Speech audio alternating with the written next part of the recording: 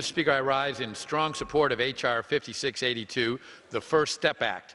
The bipartisan bill before us is a meaningful, historic criminal justice reform measure. The First Step Act places a new focus on rehabilitation. While we recognize criminal behavior needs to be punished and criminals need to be incarcerated, we must also acknowledge that our prison population needs to be rehabilitated to the greatest extent practicable.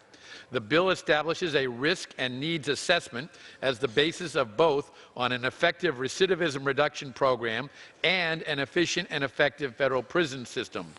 The First Step Act will incentivize prisoners to participate in evidence-based recidivism reduction programs, productive activities, and jobs that will actually reduce their risk of recidivism. We know that over 90% of all prisoners within the Bureau of Prisons will be released someday. That is an indisputable fact. We also know that without programming and intervention, which can train prisoners to be better citizens, not better criminals, prisoners are more likely to recidivate. Mr. Speaker, rather than allowing the cycle of crime to continue, this legislation takes a practical, intelligent approach to rehabilitation. By using a focused approach for each prisoner, we can lower the risk of recidivism. That's what H.R. 5682 does. Fewer recidivists means fewer prisoners in the future. It means greater savings to the American taxpayer. More importantly, it means safer communities, fewer crimes, and of course, fewer victims. It also means greater opportunities for people once they leave prison. This bill is important because when prisoners who have received intervention and rehabilitation are released, they are less likely to commit crimes. When that happens, our streets are safer, and innocent civilians are less likely to be victimized. Rehabilitated prisoners are more likely to leave the life of crime behind, become productive members of society, and contribute to their communities.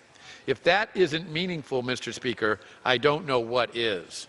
I know there are some in this body that are opposing this legislation because it does not include sentencing reform.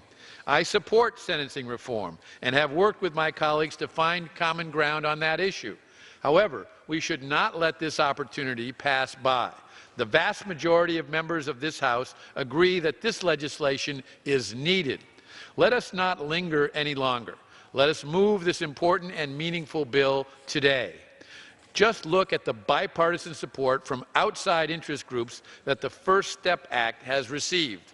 Numerous organizations, almost too many to list in the allotted time we have, on both the left and the right, have enthusiastically endorsed this bill. Finally, Mr. Speaker, I want to thank the chief sponsors of H.R. 5682, the gentleman from Georgia, Mr. Collins, and the gentleman from New York, Mr. Jeffries. They worked tirelessly to get this bill to the floor, and both should be applauded for their bipartisan approach to this issue. I urge my colleagues to support the First Step Act, and I reserve the balance of my time. The gentleman reserves.